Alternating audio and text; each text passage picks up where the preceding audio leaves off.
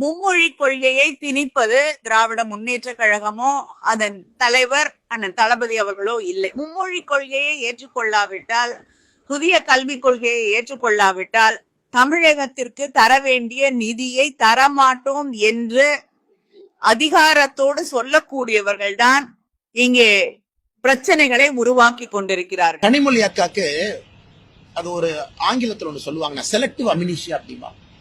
Selective அம்னீசியானா அப்பப்ப இதை மறந்துடுவாங்க. சூர்யா ஒரு படத்தில் நடிச்சிருப்பார், அப்பப்ப மறந்துடுவாங்க என்ன நடக்குதுன்னு. சோ கனிமொழி அக்காவை பொறுத்த வரைக்கும் இந்த 2006 to 2014 மறந்தாச்சு.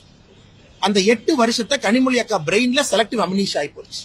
இவங்க ஆட்சியில் இருக்கும் பொழுது, அதாவது 2006 இருந்து 2014 காங்கிரஸ் ஆட்சியில திமுக அங்கம் வகிக்கும் பொழுது, சமஸ்கிருதத்தினுடைய வளர்ச்சிக்கு இவங்க கொடுத்த பணம் 675 கோடி ரூபாய், 675 crore சமஸ்கிருத வளர்ச்சிக்கு.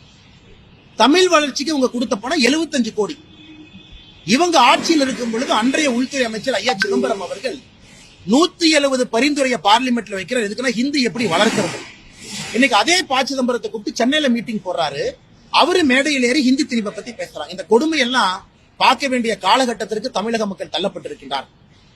இன்னைக்கு அதே கனிமொழி அக்கா நான் கேட்கிறேன், அக்கா 675 கோடி ரூபாய் சமஸ்கிருதத்துக்கு ஒதுக்குனீங்களே, வெறும் 75 கோடி தானே தமிழுக்கு ஒதுக்குனீங்க.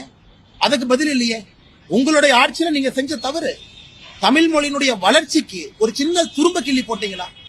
இன்னைக்கு பிரதமர் அவர்கள் கஷ்டப்பட்டு திருவள்ளுவர் கலாச்சார நிலையத்தை ஓபன் பண்றாரு, தமிழ் இருக்கையை நிறுவறாரு, காசி தமிழ் சங்கமம் நடத்துறாரு. இது பிரதமர் மோடி அவர்கள் கடினப்பட்டு தமிழகத்திலிருந்து தமிழை உலகம் முழுவதும் எடுத்துட்டு போறார். அதனால் கனிமொழி அக்கா அவர்கள் செலக்டிவ் அம்னீசியால இருக்கிறார். அவர்களுக்கு யூபிஏ டைம்ல நடந்தது எல்லாம் மறந்து போச்சு. இன்னைக்கு உட்கார்ந்து அரசியல் காரணத்திற்காக என்னுடைய அருமை அக்கா கனிமொழி அவர்கள் பேசிக் கொண்டிருக்கின்றார். அக்கா கனிமொழி அவர்களுடைய மகன் சிங்கப்பூர் சிட்டிசன். கனிமொழி கருணாநிதி அக்காவுடைய பையன் சிங்கப்பூர் சிட்டிசன். உலகத்தரம் வாய்ந்த நாட்டுல அவர் படிச்சிட்டு இருக்காரு. சிங்கப்பூர் சிட்டிசனாக இருக்கக்கூடிய கனிமொழி அக்காவுடைய மகன்கிட்ட போய் நீங்க தமிழ் மட்டும்தான் படிக்கணும்னு கேட்பீங்களா? சிங்கப்பூர் சிட்டிசன்ல அத்தனை மொழிய கனிமொழி அக்காவுடைய பையன் படிப்பான். ஆனா அக்கா மட்டும் மைக் எடுத்து இல்ல தமிழ்நாட்டுல குழந்தைகள் 2 மொழி தான் அப்படி பேசுற அக்கா ஏன் கனிமொழி அக்காவுடைய பையனை கவர்மெண்ட் ஸ்கூல்ல சேர்த்து 2 மொழி படிச்சு வைக்கல? இன்னைக்கு மொழியை பத்தி அவ்வளவு பேசுறாங்களே. நாங்க பெரியாருடைய பேத்தின்னு சொல்றாங்களே, கலைஞர் கருணாநிதி அவருடைய மகள்னு சொல்றாங்களே. ஏன் அவருடைய குழந்தைக்கு சிங்கப்பூர் சிட்டிசனாக ஒரு நியாயம், தமிழகத்தில் இருக்கக்கூடிய ஏழை பெற்றோருடைய குழந்தைகள் அரசு பள்ளியில் என்ன ஒரு நியாயம்? நாங்களும் கேட்போம்ல. பள்ளி கல்வித்துறை அமைச்சர் என் பையன் கிட்ட சொன்னா, அப்பா 7வதுல உன்னை ட்ரை பண்ணி பாக்குறேன், பிரெஞ்சு படிப்பான்னு நான் சொன்னேன். எங்க உங்க குழந்தைக்கு ஒரு நேரம், அதனாலதான் இதை சமக்கல்வின்னு சொல்றோம்.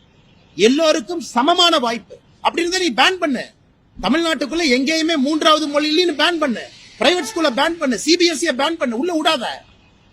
எதுக்கு நீ 2 விதமான மக்களை உருவாக்குற? அதான் எங்களுடைய அடிப்படை கேள்வி. 2 விதமான மக்களை எதற்காக உருவாக்கின்றாய் என்பதை அடிப்படையில கேட்கிறோம். 2 விதமான சமுதாயத்தை நாம் உருவாக்குறோமா? அதற்கு மாநில அரசிட்ட பதில் சம்பந்தம் இல்லாம திருப்பி கொண்டு போய் தொகுதி மறுசீரமைப்பு என்று பேசிக் கொண்டிருக்கின்றார்.